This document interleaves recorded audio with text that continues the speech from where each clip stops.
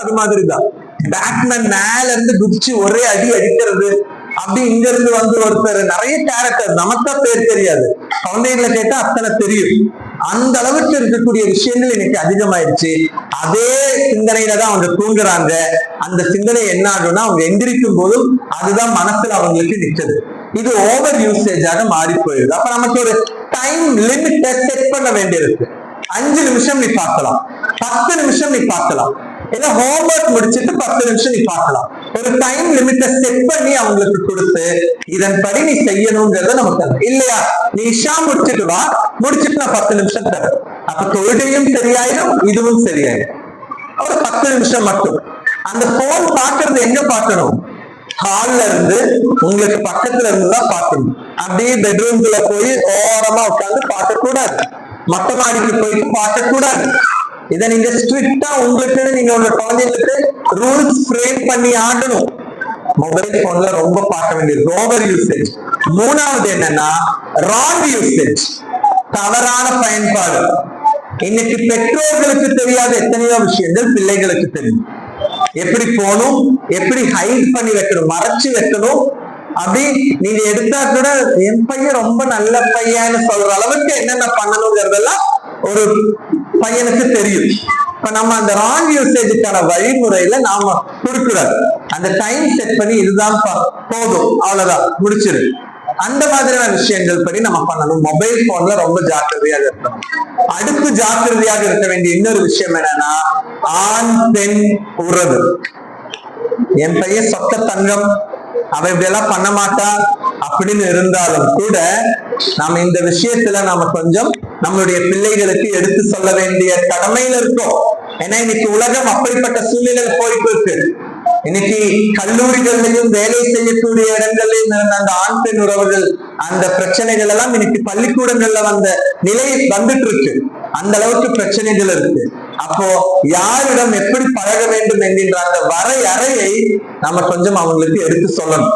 நீ இப்படிதான் இருக்கணும் இவங்க கிட்ட. நீ அதனாலதான் நான் சொன்னேன், குட் டச் பேட் டச்சை விட ஆண்களுக்கு பசங்களுக்கு டோன்ட் டச் நம்ம அதிகமா சொல்லணும். பெண்களுக்கும் தான் டோன்ட் டச். நீ யாரு, நீ எந்த இடத்துல இருக்காங்கிறத நம்ம சொல்லிக் கொடுக்க கடமைப்பட்டு இருக்கின்றோம். அந்த உறவு முறைகள் எப்படி இருக்குங்கிறத நம்ம சொல்லிக் கொடுக்கணும். பெரியவர்களும் சரி, குழந்தைகள் மட்டுமல்ல. இன்னைக்கு பக்கத்துல கடைக்கு போகும்போது நம்ம எப்படி வேணாலும் இருந்துக்கலாம். ஷாலெல்லாம் போட்டு போகணுமா, பக்கத்து கடைக்கு போகணுமா? ஆனா இஸ்லாம் சொல்றது ஆமா, ஹிஜாப் அந்நிய ஆண் தான். மீன் வாங்குறதுக்கு அந்த ஆளு வீட்டு வாசல்ல வந்தாச்சு, அந்த டைம்ல நான் எங்கெங்க போய் பர்தா எல்லாம் போட முடியும்? பர்தா போடணுங்கிறது இஸ்லாம் சொல்லல, ஆனா ஹிஜாபாக இருக்கணுங்கிறது இஸ்லாம் சொல்லி. உங்கள் முகத்தையும் முன்கையும் தவிர எல்லாம் மறைச்சிட்டுங்க, அவ்வளவுதான். அது எந்த உடையாக இருந்தாலும் சரி. ஆனா ஹிஜாபோட வெளியே போய் நின்னா அதுவே கண்ணியமான விஷயம். லாலிபாப்பை வச்சிருந்தாங்க இல்லையா எக்ஸிபிஷன்ல, திறந்திருக்கக்கூடிய லாலிபாப்பையும் க்ளோஸ் பண்ணி வச்சிருக்கிற லாலிபாப்பையும் அந்த எக்ஸாம்பிள்ல காட்டினாங்க.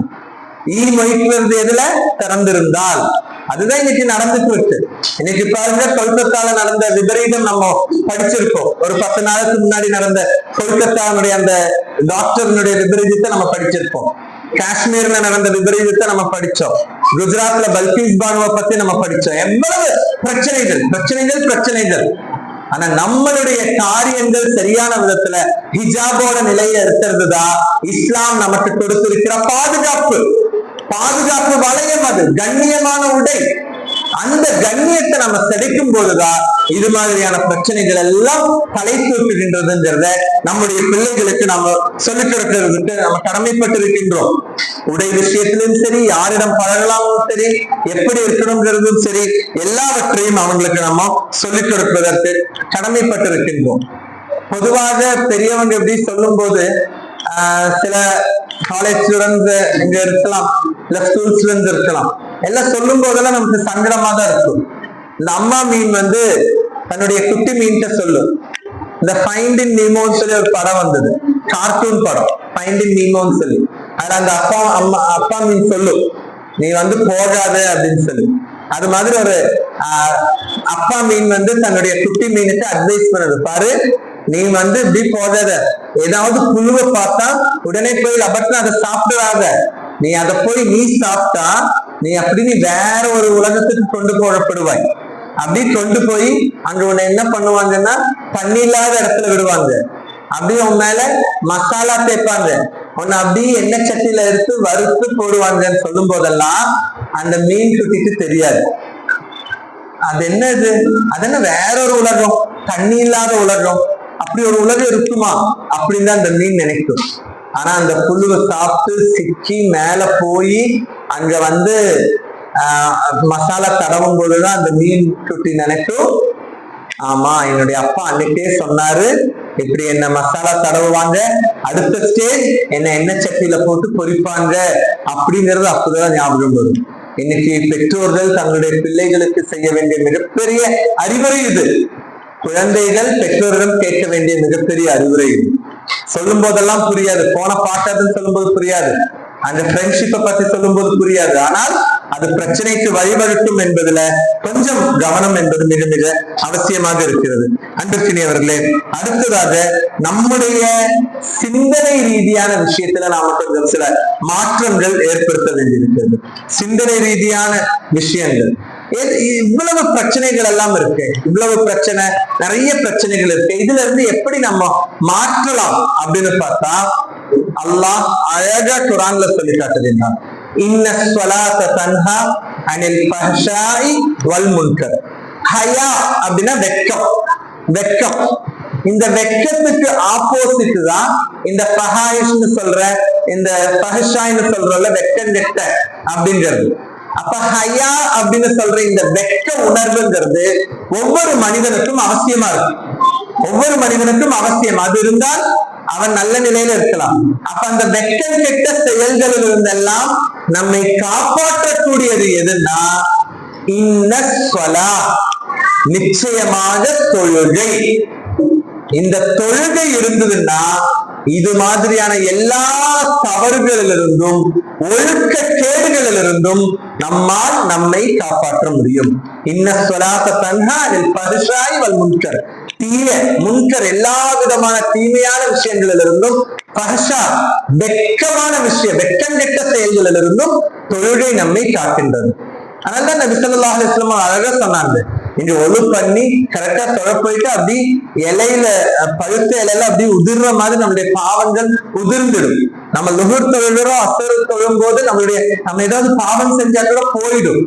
அடுத்ததாக தப்பு பண்ண போகும்போது ஐயோ நான் தொழணுமே, அதுக்கு நடுவுல இந்த பாவம் பண்ணணுமா அப்படின்ற ஒரு எண்ணம் தோன்றும்.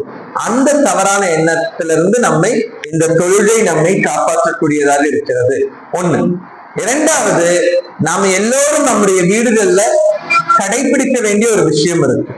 இது மாதிரியான ஒழுக்க சீர்கேடுகளில் இருந்து நம்மளுடைய குடும்பத்தை காப்பாற்றணும்னா நாம செய்ய வேண்டிய ஒரு விஷயம் என்னன்னா, நம்ம வீட்டுல நடத்த வேண்டிய குடும்ப இஜ்திமா, குடும்ப கூட்டம். என்னங்க குடும்ப கூட்டம், இந்த வாராந்திர கூட்டத்துக்கு வரவே பெரும் பிரச்சனையா இருக்கு. நம்ம கூட்டம் நம்ம வீட்டுல நடத்தணும். அப்பா அம்மா 3 குழந்தைகள், 3 குழந்தைகள், அது குட்டி 2 வயசு குழந்தையா இருந்தாலும் சரி, 15 வயசு குழந்தையா இருந்தாலும் சரி, எல்லாரும் ஒன்னா உட்கார்ந்து பேசணும். என்ன என்ன ட்ரெஸ் கழட்டி போடுறதெல்லாம் வந்து அப்படி எப்படி அங்கங்க கழட்டி போடுறீங்க, இப்படியெல்லாம் கழட்டி போடக்கூடாது, இனி வந்து கரெக்டா இங்கதான் கழட்டி போடணும். நம்மளுடைய வீட்டினுடைய விஷயங்களை அங்கே நம்ம பேசலாம்.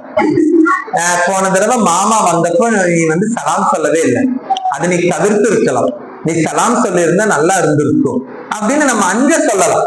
நம்ம மத்தவங்க கிட்ட சொல்ல வேண்டியது, நம்மளுடைய குடும்பத்துல இருக்கக்கூடிய அந்த பிரச்சனைகளை யாரு எப்படி இருக்கணுங்கிறத அந்த ஒரு 15 நிமிஷம் அவ்வளவுதான், இல்ல 10 நிமிஷம் உட்கார்ந்து நம்ம பேசினாலே நம்மளுடைய அந்த மாதிரியான எல்லா விதமான ஒழுக்க கேடுகளும் அங்க வந்து மாறி போயிடும்.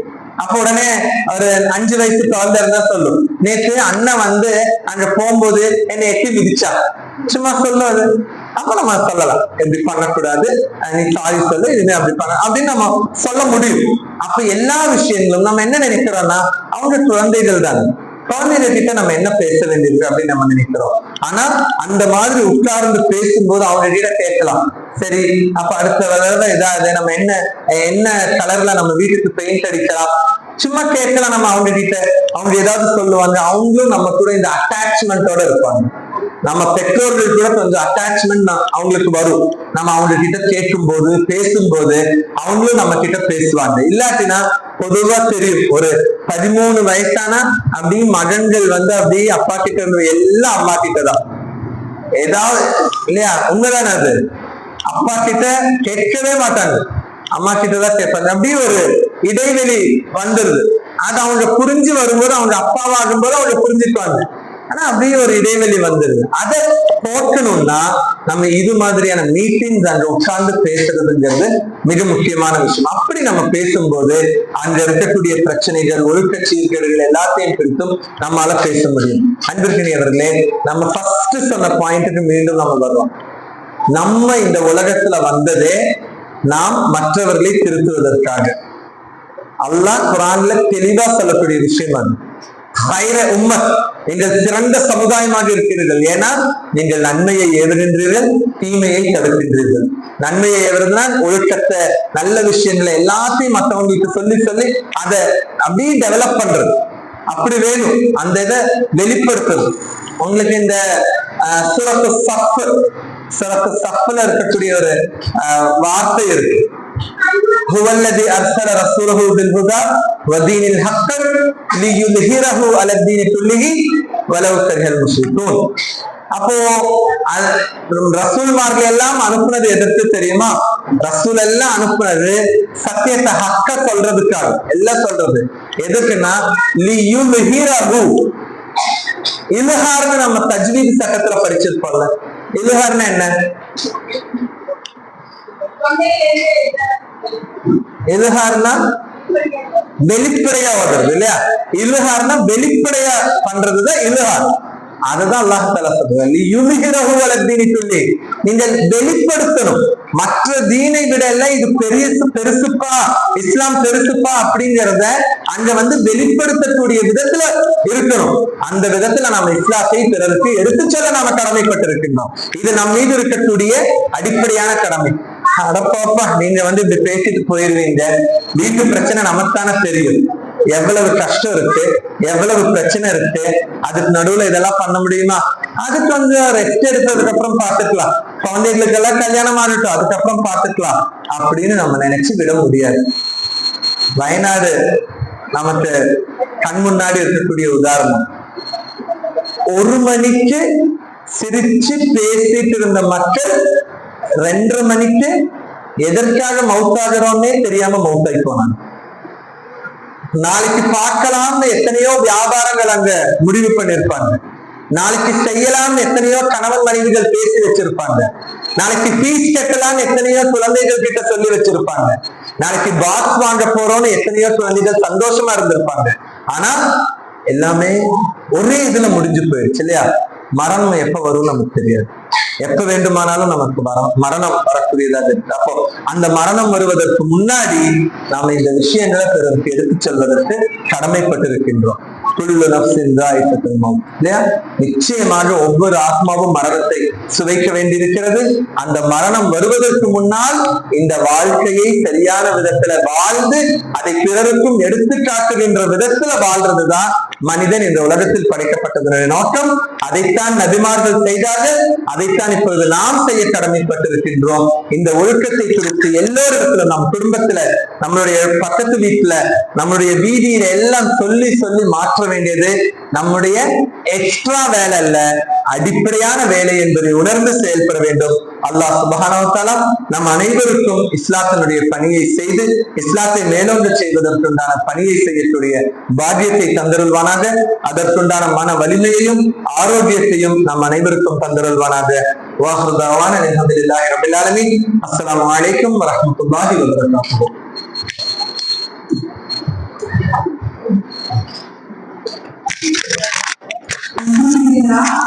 மாற்றம் வேண்டும் நன்றே, அதை தொடங்க வேண்டும் நன்றே என்று சில மாற்றத்தை கொண்டு வந்த கணிசர் அவர்களுக்கு ஜஸாக்கல்லாஹ் ஹைர்.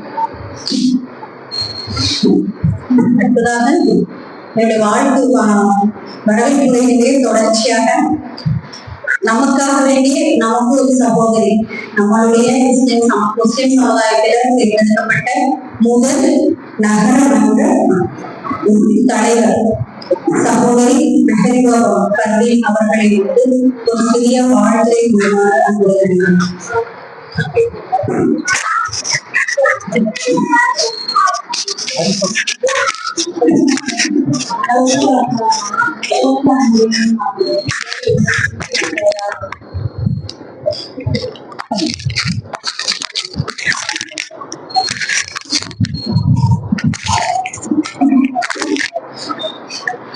ஏக இறைவனின் திருப்பெயரால் இன்று நடைபெறும் ஜமாத்தே இஸ்லாமிய அமைப்பினர் நடத்தும் மகளிர் அணி நடத்தும் ஒழுக்கமே சுதந்திரம் நிகழ்ச்சிக்கு வருகை தந்துள்ள அனைத்து சகோதர சகோதரிகளுக்கும் அஸ்லாம் வலைக்கும் பரக்காத்துக்கும் சிறப்பான நிகழ்ச்சி ஒரு மாசமா நடத்திட்டு இருக்காங்க. செப்டம்பர் 29 உங்களோட மாநாடு திருச்சியில் நடைபெறுது. அந்த மாநாடு சிறப்பா அமையணும். ஒழுக்கமே சுதந்திரம் அப்படிங்கிறாங்க. நிறைய பேருக்கு இப்போ நம்ம இஸ்லாமிய மக்களுக்கு ஒழுக்கங்கிறதே கொஞ்சம் கம்மியான மாதிரிதான் எனக்கு தோணுது. ஏன்னா ஒரு சில பேரோட பர்தாக்களை பார்த்தா எனக்கு ரொம்ப மனசே கஷ்டமா இருக்குங்க. இங்க யாரும் அப்படி இல்லை, நான் நிறைய பேர்த்த பார்த்துட்டேன். பர்தாங்கிறது நம்மளோட உடலை மறைக்கத்தான், ஆடையை மறைக்கத்தான். நமக்கு பர்தா ஹிஜாபுங்கிறது நம்மளுடைய பாதுகாப்புக்கான ஒரு விஷயம். இந்த ஹிஜாப் இல்லைன்னா நமக்கு ரொம்ப கஷ்டம். சார் சொன்ன மாதிரி கீழே அந்த மிட்டாய் லாலிபப் பார்த்துருப்பீங்க. கவர் போட்டதும் கவர் போடாததும் ஆடை சுதந்திரம். ஆடை சுதந்திரமா நம்ம இருந்தோம்னா நமக்கு தான் ரொம்ப கஷ்டம்.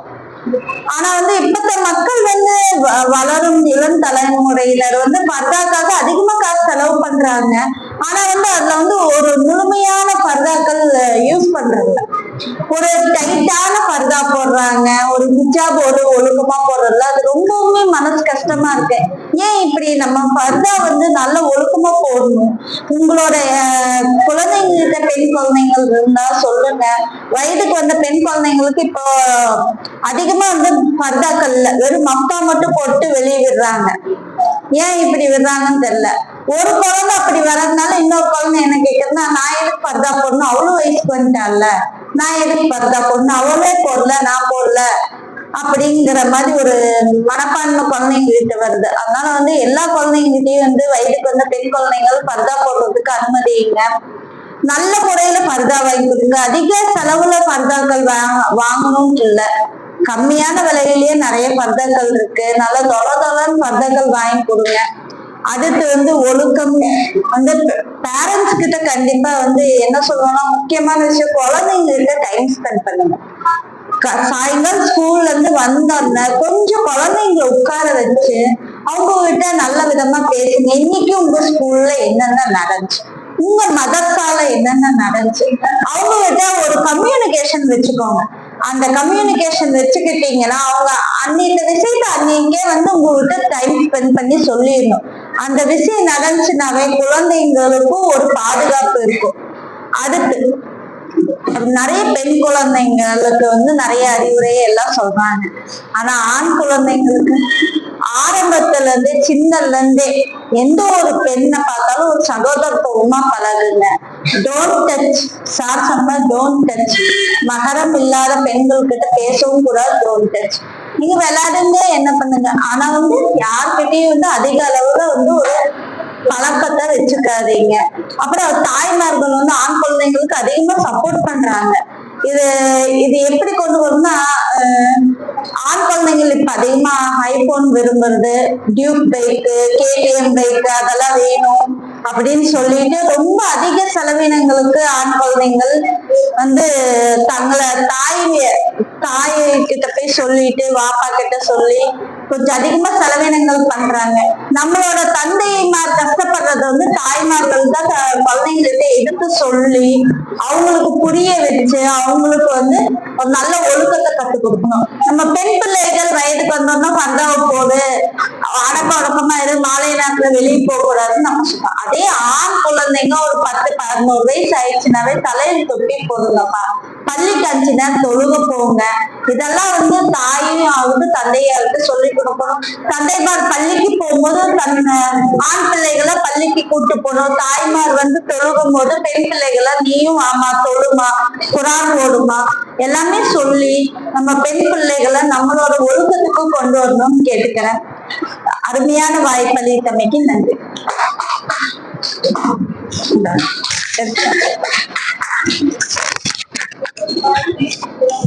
சகோதரி ரிதிபா பர்வீன் அவர்கள் சகோதரர் சலீம் சார் அவர்கள் ஒரு நினைவு பரிசு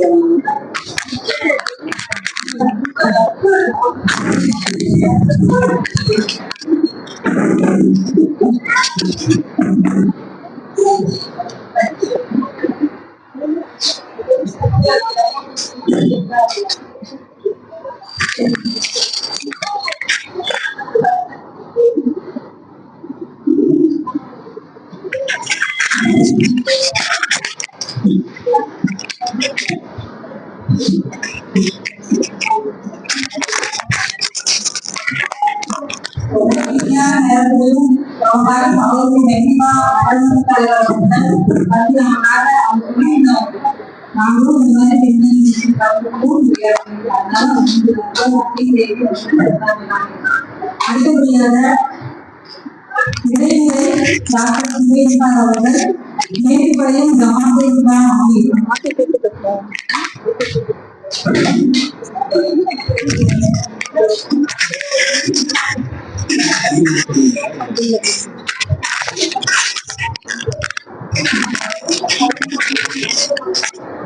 அல்ஹம்துலில்லாஹ் ரப்பில் ஆலமீன். இறைவனுடைய மாபெரும் வரலாறு ஒழுக்கமே சுதந்திரம் என்ற பரப்புரை இந்த மாதம் ஆரம்பத்திலிருந்து நாம் செய்து வருகின்றோம். ஒழுக்கத்தை கட்டமைக்க வேண்டிய ஒரு சமுதாயமாக இந்த இறை விசுவாசமான முஸ்லிம் சமுதாயத்தின் மீது இறைவன் பொறுப்புகளை கொடுத்திருக்கின்றார். அந்த வகையிலே ஜமாத் இஸ்லாமியின் இன்றைக்கு இருக்கக்கூடிய ஒழுக்க சீர்கேடை களைவதற்காக பல்வேறு பகுதிகளிலே நிகழ்ச்சிகள் நடத்தி வருகின்றது. இதிலே ஆண்களுக்கான நிகழ்ச்சிகள் என்று பல்வேறு நிகழ்ச்சிகள், அதே போன்று பெண்களுக்கு ஒவ்வொரு பகுதிகளிலேயும் இது போன்ற விழிப்புணர்வு நிகழ்ச்சிகள் நடத்தி கொண்டு வருகிறது. இன்ஷா அல்லாஹ் இந்த நிகழ்ச்சியின் மூலம் நீங்கள் அனைவருமே உங்கள் பகுதியில் இருக்கக்கூடிய அனைத்து சகோதர சகோதரிகளிடத்திலும் குடும்பமாக மற்றவர்கள் வீடுகளுக்கு சென்று இது போன்ற விழிப்புணர்வுகளை நீங்க தனிப்பட்ட முறையில் செய்யணும். எவ்வளவுதான் மேடை போட்டு பேசுறது அந்த அளவுக்கு தாக்கத்தை வந்து கொடுக்காது. நீங்க தனிப்பட்ட முறையில உங்க அக்கம் பக்கத்து வீடுகள்கிட்ட நீங்க எத்தனை பேருக்கு இந்த மாதிரியான செய்திகளை இறை வழிகாட்டுதல கொண்டு போய் சேர்க்கிறீங்களோ அதை பொறுத்துதான் இந்த நிகழ்ச்சியினுடைய வெற்றி என்பது இருக்கிறது. சோ அந்த அடிப்படையில நீங்க ஒவ்வொருத்தருமே இந்த ஒழுக்கமை சுதந்திரம் பரப்புனுடைய நோட்டீஸ் கிடைச்சிருக்கும்னு நினைக்கிறேன். சோ அந்த நோட்டீஸ் மட்டும் இல்ல, ஸ்பெஷல் எடிஷன் சமரசம் இருக்கு. ஒழுக்கமை சுதந்திரம் சம்பந்தமான எல்லா கட்டுரைகளையும் அடங்கிய ஒரு புத்தகம் இருக்கு. ஸோ அதை நீங்க உங்களுடைய பக்கத்து வீட்டில் இருக்கக்கூடிய சகோதர சமுதாயத்தை சார்ந்த அன்பர்களுக்கும் நண்பர்களுக்கும் கிஃப்ட வந்து கொடுங்க. நீங்க ஃபர்ஸ்ட் படிங்க, படிச்சுட்டு நீங்க இந்த செய்தியை வந்து உங்களுடைய பக்கத்து வீடுகளுக்கு நீங்க கொடுங்க, அவங்கள்ட்ட உரையாடல்கள் நடத்துங்க. ஸோ அதன் மூலமாக அவர்களுடைய ஒரு கருத்து பரிமாற்றத்தை ஏற்படுத்திக்கீங்க. இன்னைக்கு சுதந்திரம் அப்படிங்கிற பேர்ல நான் ஆடை எப்படி வேணா அணிவேன் அப்படிங்கிற அடிப்படையில ஆபாசமா அணியிறது என்னுடைய சுதந்திரம் அப்படிங்கிற அடிப்படையில போயிட்டு இருக்கக்கூடிய ஒரு சமுதாயத்துல நாம் இதுதான் சுதந்திரம், இறைவனால் அளிக்கப்பட்ட ஒரு சில சட்டத்திட்டங்களுக்கு உட்பட்டு நாம் வாழ்வதுதான் சுதந்திரம், அப்பதான் சமுதாய ஒழுங்கமைப்பு என்பது நேராக இருக்கும் அப்படிங்கிறத நம்ம எடுத்துரைக்க கடமைப்பட்டிருக்கிறோம். பெண்களுக்கான சிறப்பு நிகழ்ச்சிகள் ஒவ்வொரு வாரம் தோறும் நடந்துட்டு இருக்கு. அக்ஸாபள்ளி மஹல்லால நடந்துட்டு இருக்கு. ஸோ நம்மளுடைய இன்சார்ஜஸ்ட நம்பர் வாங்கி கான்டாக்ட் பண்ணி நீங்க அதுல கலந்துக்க முயற்சி செய்யுங்க. அதே மாதிரி மகாதேவரத்துல தனியா ஒரு அகல்கா கூட்டம் நடந்துட்டு இருக்கு, குரான் விரிவுரை கூட்டம் நடந்துட்டு இருக்கு. அதே மாதிரி பெரிய பள்ளிவாசல் மஹல்லாலையும் நடந்துட்டு இருக்கு, பெண்களுக்கு தனியாக நடந்துட்டு இருக்கு. அதே மாதிரி இளைஞர்களுக்கு கல்லூரி செல்லக்கூடிய மாணவிகளுக்கு தனியான வகுப்புகள் நடந்துட்டு இருக்கு. இதுல எல்லாம் உங்களுடைய பங்களிப்பு இருப்பதை நீங்க உறுதி செய்யுங்க. அதே மாதிரி குழந்தைகளுக்கான வகுப்புகள் காட்டூர்ல தனியா நடந்துட்டு இருக்கு, பெரிய பள்ளிவாசல் மஹல்லால தனியா நடந்துட்டு இருக்கு. அதே மாதிரி சங்கர் நகர்லயுமே ஏற்பாடு செஞ்சுட்டு இருக்கோம். இன்ஷால்லா உங்கள் பகுதிகளிலையும் நிறைய பேர் இருக்காங்க, மாணவிகள் இருக்காங்க அப்படின்னு சொன்னா நீங்க அழைப்பு கொடுத்தா நாங்க அங்கேயும் வந்து இது போன்ற மார்க்க விஷயங்களை பற்றியும் திருக்குறான் மற்றும் ஹதீஸ் விளக்க உரைகளை வந்து கொடுத்து அவர்களை நேர்வழியில கொண்டு வரக்கூடிய ஒரு நல்ல பணியை நம் அனைவரும் ஒன்று சேர்ந்து செய்ய வேண்டும் அப்படின்னு கேட்டுக்கிறேன். மேலும் இந்த நிகழ்ச்சி சிறப்பாக நடைபெறுவதற்கு எங்களுடைய அழைப்பு ஏற்று வருகை தந்த அனைவருக்கும் நன்றி சொல்லிக் கொள்கிறேன். இந்த நிகழ்ச்சி கண்காட்சி திறந்து வைக்க வந்த நமது 3வது வார்டு உறுப்பினர் உமா மகேஸ்வரி அவர்களுக்கு எங்களுடைய மனமார்ந்த நன்றிகள். மேலும் இந்த நிகழ்ச்சிக்கு வாழ்த்துறை வழங்கிய சகோதரி மகதீபா பர்வீன் அவர்களுக்கும் எங்களுக்கு மனமார்ந்த நன்றிகள். ஒரு கோவையிலிருந்து நமக்கெல்லாம் சிறப்புரை வழங்குவதற்காக வெளியே தந்த நமது ஆசிரியர் சலீம் அவர்களுக்கும் எங்களோட மனமார்ந்த நன்றியை தெரிவித்துக் கொள்கிறேன். இந்த நிகழ்ச்சியை சிறப்பாக நடைபெறுவதற்கு எல்லாம் அந்த இறைவனுக்கு எல்லா புகழும். மேலும் இந்த கண்காட்சியிலே விளக்கமளித்த அனைத்து குழந்தைகளும் சிறப்பா வந்து செஞ்சிருந்தாங்க. சோ அது அவங்களுக்கும் மனமார்ந்த நன்றிகள். அவங்களுக்காகவும் நீங்க எல்லாருமே துவா செய்யுங்க. இன்ஷா அல்லாஹ் இந்த நிகழ்ச்சியினுடைய வெற்றிக்கு உதவிய அனைத்து உள்ளங்களுக்கும் நன்றி கூறி இந்த நிகழ்ச்சியை முடித்துக் கொள்கின்றோம். சுப்ஹானல்லாஹி வ பிஹம்திஹி சுப்ஹானக அல்லாஹும்ம வ பிஹம்திக வ அஷ்ஹது அல்லா இலாஹா இல்லா அன்த அஸ்தக்ஃபிருக வ அத்தூபு இலைக். அஸ்ஸலாமு அலைக்கும் வ ரஹ்மத்துல்லாஹி.